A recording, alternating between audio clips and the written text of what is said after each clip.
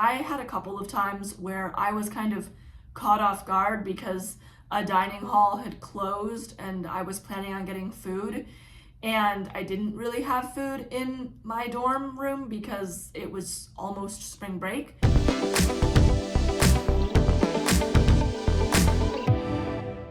Hey guys, it's Hope. Welcome back to my YouTube channel, and today we are going to talk about all things college.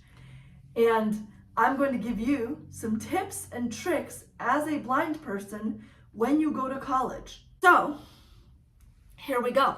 Number one, get O&M before you go to class. I did it. It was really, really helpful. I loved it.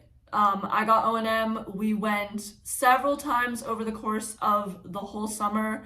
We practiced all of the routes that I would take, how I would get to class, routes from the dining hall to the dorm to class to the dining hall, so that by the time that I got on campus, everybody else was staring at maps trying to figure out where they were going, and I was just like, walk to class, walk to here, walk to there, because I knew exactly what the campus layout was because I walked it so many times before class.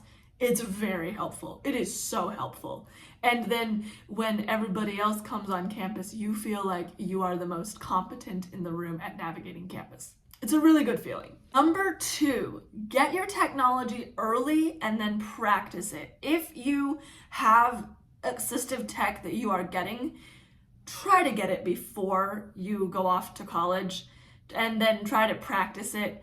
I, unfortunately, because of really weird circumstances, got my technology the Monday before I was supposed to leave for college. So I left on Saturday and I got my technology on Monday. Oh, that was not fun. And then my family and I were trying to troubleshoot the technology while I was at college. So they were constantly having to figure out how to help me troubleshoot it. And we finally just sent it all back. So, get your technology early, try to practice it ahead of time. It will save you a massive headache when you actually go off to college. College is already stressful enough. You do not need to be worrying about technology issues along the way. Number three, and this might sound a little bit cliche, but try to form relationships with your professors and then any other staff who you know can help you. So, for example, when I went to college, I knew my professors by name. They knew me. They knew what I needed. By the time that I was a junior or a senior, I'd had some of my professors several times. So I'd walk in the room and they'd be like, yep, it's Hope. We know what she needs. I also formed a really good professional relationship with my disability services coordinator. That way, when I came in with an issue, like I can't take this art class because I can't see the paintings, she could just have a solution already planned up for me because she knew me well. And she just worked with some art head coordinators and got it all sorted and figured out. And that's how we managed issues. They already knew me as somebody who constantly studied there, just stopped in to say hi, things like that. So by the time that I needed something, I could go ask and they already knew my name. And that is a very, very good thing to have. I think it is one of the hallmarks of being very successful in college. Number four, make sure that your campus has safe rides. One of the things that you will enjoy doing is hanging out at a friend's dorm late at night or being out after dark or things like that. And it is very stressful walking back to your dorm or wherever you're going in the dark with your guide dog. So I would highly recommend making sure that before you choose to go to a college, that they have a safe rides option or a shuttle or some form of transportation so that if you are out after dark,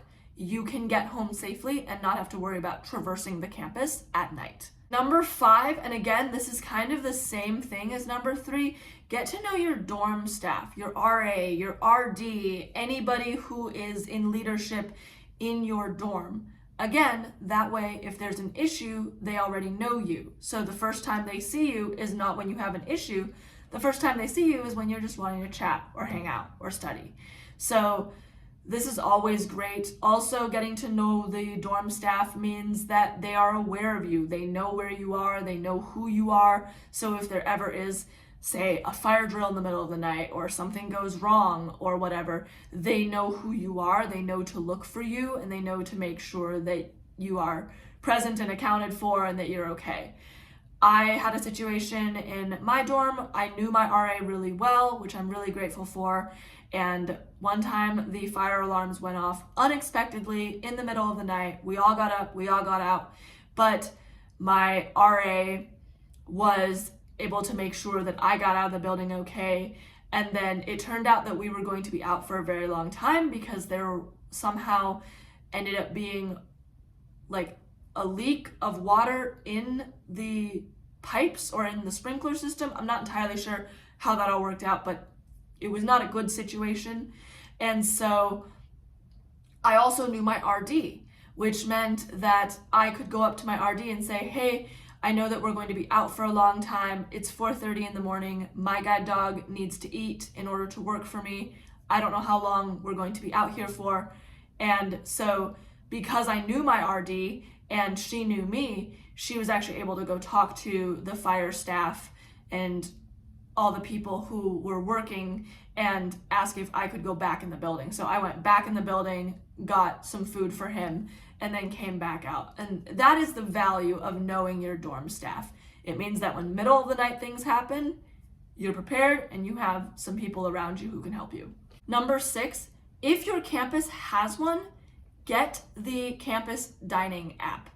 If your campus has like a central dining hub or something like that, and they have an app where they post what breakfast, lunch, and dinner will be, this is very helpful information to have because then you know what to expect when you walk in. By the time I had finished my first year, I had basically learned where things were. I knew what the main line was and what it held, what the stir fry line meant, where the grill line was, where the pizza line was, like all of these things.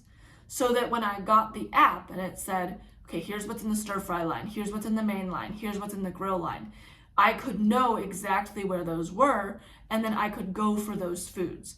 Otherwise, before I had the app, I was constantly asking people, what's for dinner, what's for lunch, what is this, what's in this line? And that kind of became a lot, and it meant that I had to kind of rely on other people's descriptions. Whereas when I got the app, I could take a look at it and say, oh, this looks good or this doesn't look good. Also, as a caveat, my rule of thumb, and I think that it's a really good rule of thumb, and if you want to borrow it, feel free. My rule of thumb was if I couldn't see something, I would ask. And if they couldn't name it, or they were like, oh, that's beef or chicken or something, I wouldn't eat it. Because my thought is, if my peers cannot explain to me what it is, or they don't know what it is, I don't necessarily want to eat it. So that was always my rule of thumb. Borrow it if you would like. Number 7, ask for help when needed. If there's a random street that is really difficult to cross, ask for help. Don't feel like you have to do everything yourself. If you need something, go to disability services. I can tell you, as a senior in college, I went and got tutoring because I did not understand one of the classes that I was in. And my tutor was a freshman. Do not feel like you can't ask for help. You absolutely can. And a lot of colleges have really, really good systems to help you. One of the things that I loved to do was when I would finish a paper, I'd take it to my writing lab.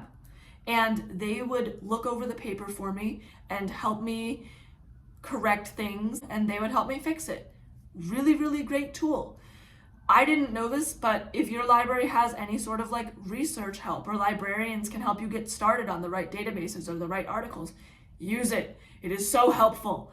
I did not know how helpful librarians were until my second semester of my senior year. That was my loss. But once I did know, oh man, I'd go to them and I'd say, hey, I have this research paper. Can you help me find some things? And they would absolutely help out. So basically, ask for help when you need it, and don't be afraid to ask, because there are a lot of systems in place in college to help you succeed. Number 8, Be out and about. Study in the library, study at the campus cafe, be outside with your dog. Make yourself available so that it is easier to make friends. Sometimes you can make friends on your hall, sometimes you can make friends with your roommate. That's not always the case. So just be out and about so that you can find your circle, your people, and so that you are visible, so that people can come talk to you. I loved going out and playing with my guide dog out in the quad. It was one of my favorite things to do. People would come up to me, they'd pet my dog, they'd talk to me. It was a really easy way and a good way to socialize with people. So get out, be out and about, and just have fun. Number 9, find accessible campus info. If there's anything that allows you to see what hours of buildings are, what the hours of the dining hall is, when the dining areas close, for special events like spring break or things like that, that is all information that you will want to know, and you want to know where that information is. Some campuses, you might be able to find that out from disability services. Some campuses you might have to ask around, but try to see if you can find an accessible information board or access or something like that, because I had a couple of times where I was kind of caught off guard because a dining hall had closed and I was planning on getting food, and I didn't really have food in my dorm room because it was almost spring break. And so I would go and try to get food and they'd be like, "Oh, we're closed." And I'd be like, "Oh, did you post that anywhere?" And they'd be like, "Yeah, we have a sign on the door." So try to get good, accessible, reliable information. I know sometimes that's hard, but it can be really helpful and save you a bunch of headaches. And then number 10, make time for your dog in between all the studying and trying to make friends and do all the things and campus life and all of that. Make time just to play with your dog, to have fun, to relax, to give your dog some time to play. It's very valuable, it's very important, and it's a de-stressor for you. So just make some time for your puppy. All right, well, those are the top 10 tips that I have for college and all things college. So yeah, I hope that you like this video. I hope that you found something helpful or interesting. If you have questions about college or any of that, please let me know. I'm happy to answer questions. And I hope that you have a really good day. I hope that today you are eating amazing food. Whatever your favorite food is, I hope that's what you're eating. And I will see you all in the next video. Until then, have an awesome day. Bye, guys.